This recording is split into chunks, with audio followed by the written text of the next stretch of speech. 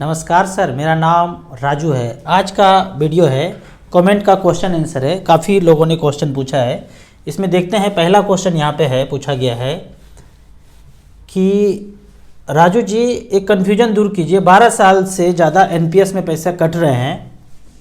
10% की दर से लगभग 4 से 6 हज़ार कट रहे थे शुरुआत में, अब 16 हज़ार कट रहे हैं, लेकिन 6 लाख ही अभी तक बेनिफिट हुआ है। और आप कहते हैं कि 15-20 साल में करोड़ों बन जाएंगे। यहाँ तो 12 साल में सिर्फ 6 लाख रुपया ही वृद्धि हुआ है। तो एनपीएस का थोड़ा सा खेल समझिए। यहाँ पे जो भी पैसा आप कंट्रीब्यूट कर रहे हैं, आप और गवर्नमेंट जो भी यहाँ पे कंट्रीब्यूट हो रहा है, उसमें से आप चेक करेंगे तो 100% पैसा ज़्यादातर लोगों का इक्विटी में नहीं है। 50% डेट में है, 50% इक्विटी में है। ज़्यादातर केस में यही है। या तो और भी एक कैटेगरी है कि 75 पैसा डेट में है और 25% जो है इक्विटी में है। यहाँ पे मान लेते हैं 50-50 है कि जो भी पैसा आपका कंट्रीब्यूट हुआ 50% डेट में है और 50% इक्विटी में है।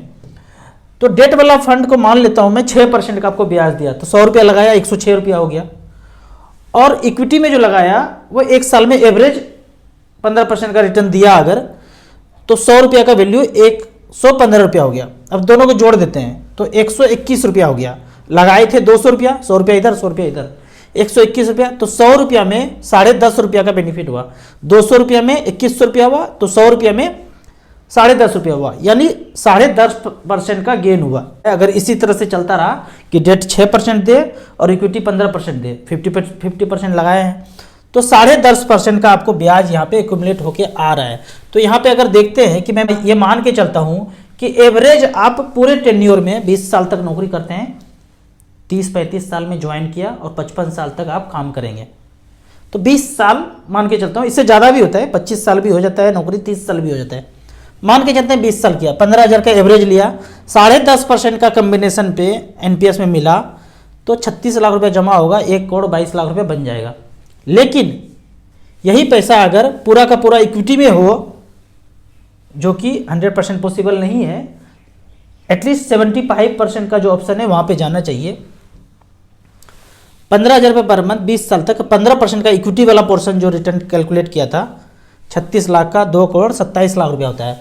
और यहाँ कितना हुआ था, 1 करोड़ 22 लाख हुआ था। तो इतना फर्क है। तो फर्दर जो एनपीएस में कटना है वो तो कटेगा ही कटेगा, वो कंपल्सन है। लेकिन आप अगर टीयर 1 टीयर 2 चेंज करने का ऑप्शन है, जिसमें देखिए कि इक्विटी सबसे ज़्यादा हो और लंबा समय है आपके पास, तो इक्विटी जिसमें ज़्यादा है वही ऑप्शन ऑप्ट करना चाहिए। बाकी पैसा जो बचता है उसको इक्विटी एसआईपी में करेंगे तो ज़्यादा रिजल्ट इस तरह से आपको देखने को मिल सकता है। अगला क्वेश्चन देखते हैं। अगला क्वेश्चन पूछा जा रहा है, राजू सर एक सवाल है कि daily SIP, weekly SIP, monthly SIP, इन तीनों में सबसे अच्छा ऑप्शन कौन है? एक ही ऑप्शन अच्छा है, मंथली। अगर आप बिजनेस में हैं तो लास्ट डेट आप सेलेक्ट कर लीजिए, 20 के बाद 25, 26, 27, 28 सेलेक्ट कर लीजिए। लेकिन यदि आप नौकरी में है, 1 तारीख को पैसा आता है, तो 5 तारीख का डेट सेलेक्ट कर लीजिए, वो ज़्यादा कंफर्टेबल है।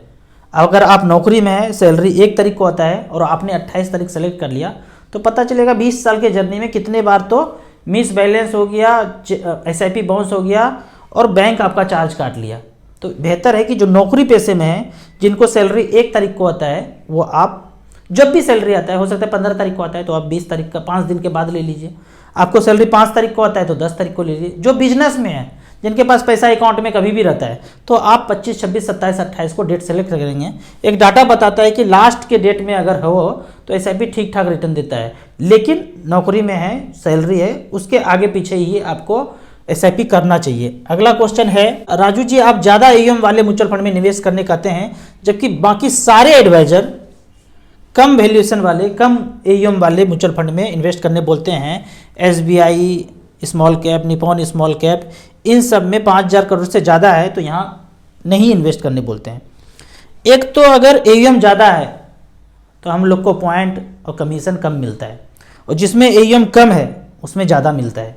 ये बात कोई नहीं बताएगा, क्योंकि थोड़ा सा फंड है उसमें ज़्यादा लालच देंगे तब तो ज़्यादा पैसा उसमें आएगा। मान लेते हैं कि आप जो भी म्यूचुअल फंड करते हैं, दूसरा जिसमें एयूएम कम है, स्मॉल कैप ही करते हैं, आज से 5 साल के बाद उसका 5,000 और 10,000 करोड़ एयूएम हो जाएगा, तब क्या करेंगे? ये 5,000 करोड़ तो अभी है ना, 5 साल पहले तो कम था। उसके 5 साल पहले और कम था, शुरुआत में तो कम ही था, और फिर 5 साल के बाद देखेंगे ये 10,000 करोड़ हो जाएगा, निपॉन 20,000 करोड़ हो जाएगा, और जिसमें आप घुसे से कम सोच के वो भी 10,000 करोड़ हो जाएगा। फिर क्या करेंगे? फिर छोटा वाला ढूंढेंगे? नहीं करना है ऐसे। ये शुरू से अच्छा कर रहा है तो शुरू से इसमें सबसे ज़्यादा इन्वेस्टर है, शुरू से इसमें सबसे ज़्यादा पैसा है, और शुरू से इसमें फंड मैनेजर अच्छा है। तो ये बकवासबाजी है कि कम AUM में पैसा लगाना चाहिए। मैं तो हमेशा बोलता हूँ हर 5-10 साल में AUM 4 गुना 5 गुना ज़्यादा हो जाता है, फिर क्या करेंगे, कहाँ जाएंगे? तो ये वैलिड रीज़न नहीं है कि कम AUM वाले में पैसा लगाना चाहिए। मेरे को एक ही समझ में आता है, किसी में 500 करोड़ है, किसी में 5,000 करोड़ है, 10,000 करोड़ है, किस में फंड मैनेजर अच्छा होगा ये बता दीजिए। आपका आंसर खुद मिल जाएगा कि कहाँ पे जाना चाहिए। 500 करोड़ या 50 करोड़ 100 करोड़ का AUM में कौन फंड मैनेजर होगा? बट इतना छोटा सा कौन मैनेज करेगा? बड़ा है तो पैसा ज़्यादा आएगा ना, तो अच्छे फंड मैनेजर होंगे वहाँ पे।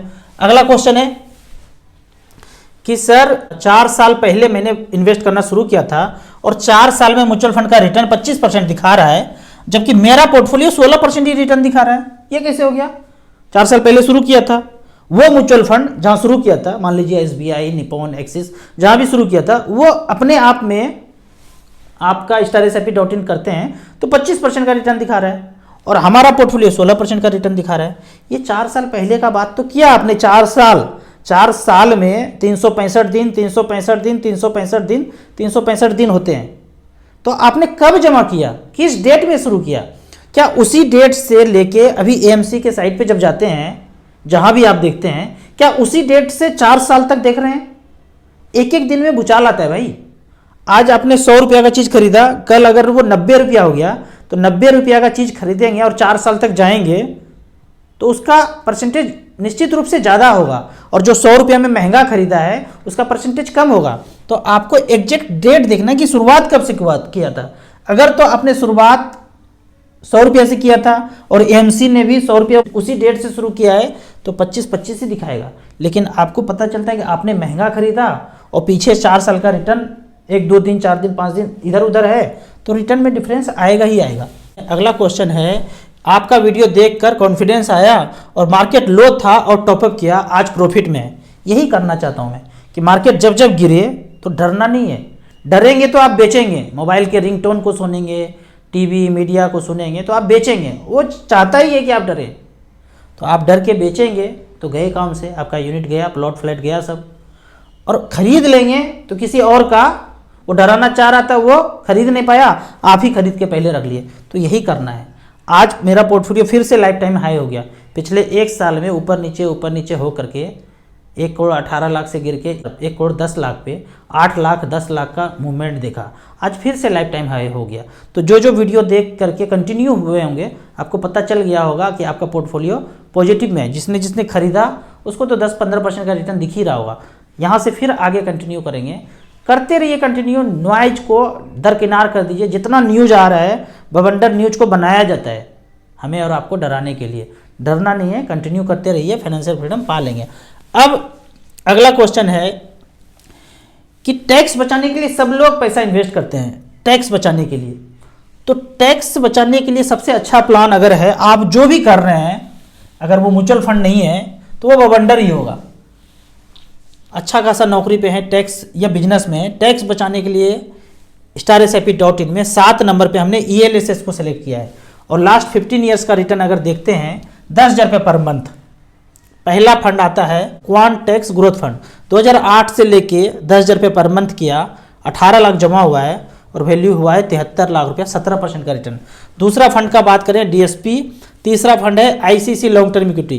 DSP टैक्स सेवर ने बनाया है 61 लाख 55 हज़ार रुपया, जबकि ICICI के टैक्स प्लान ने बनाया है 56 लाख रुपया। एवरेज के रूप में देखेंगे टैक्स वाले फंड में 1.5 लाख रुपया साल का बचाते हैं, वो यहाँ पे अगर इन्वेस्ट करते हैं तो 13% का रिटर्न जनरेट करके टैक्स वाले प्लान ने दिया है। आपने जहाँ भी इन्वेस्ट किया होगा वो 6-7 से ज़्यादा रिटर्न आपको दे नहीं सकता है। तो बेहतर है कि सबको समेट करके टैक्स वाले यहाँ पे आप इन्वेस्ट कीजिए तो आपको ज़्यादा अच्छा होगा। आप इसी तरह राइट क्वेश्चन पूछते रहिए, कमेंट में क्वेश्चन पूछते रहिए, हम सबका जवाब देते रहेंगे।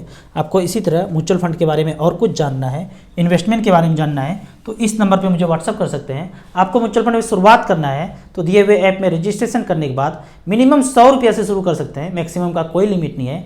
वीडियो अच्छा लगे तो व्हाट्सअप यूनिवर्सिटी में दोस्तों के बीच से जरूर शेयर करें। यूट्यूब पे देख रहे हैं तो लाइक एंड शेयर जरूर करें। Thank you so much.